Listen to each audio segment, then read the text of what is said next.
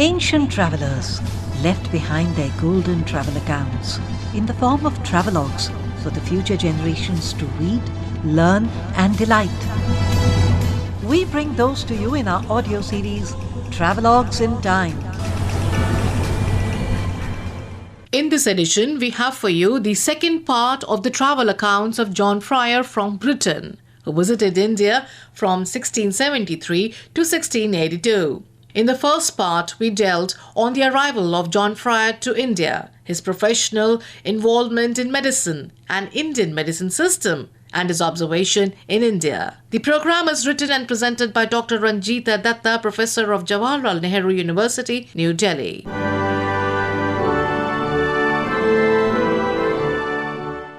Fryer's interest in diverse matters shows the sense of curiosity he had as a true scientist. These included such things as the methods of cutting diamonds and other precious stones, the origin of pearls, the exploitation of minerals, the medicinal value of hot spring and bezoar stones, and reflections on how fakirs were able to walk on glowing embers.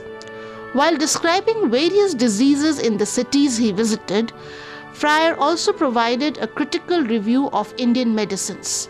Fryer notes that while magic and astrology were held in high esteem, the Indian pharmacists were not ignorant about medicines. He gives an account of the home remedies. He writes about butter, and according to him, it is of 400 years old, prized by Gentiles as high as gold for curing aches and sore eyes. He writes that a tank of butter was opened for his sake, and he was given a portion of it from its black, stinking, viscous balsam. Fryer writes, to correct distempers of the brain as well as the stomach, the natives eat hing, a sort of liquid asphoticida whereby they smell odiously. For all lethargic fits, they use garlic and ginger, given in oil or butter. He also refers to the uses and popularity of Goa stones in various diseases. Fryer provided interesting accounts of Indian doctors at work who, according to him, were Brahmins. He divided the Brahmins into two categories, Bhatts and Sinais, the latter who were, according to him, fish eaters. He writes, the Bhatts live a life of study, abstracted from all worldly employments, unless such are for saving and preserving life. They are the chiefest and the skillfulest physician of their tribe. The Sinais are more biased by secular officers, farmers and governors of towns, physicians, accountants, clerks and interpreters. At Surat, Fryer took help of a Brahmin to identify and learn the uses of various plants. The same person enlightened Fryer of bhang and dhatura.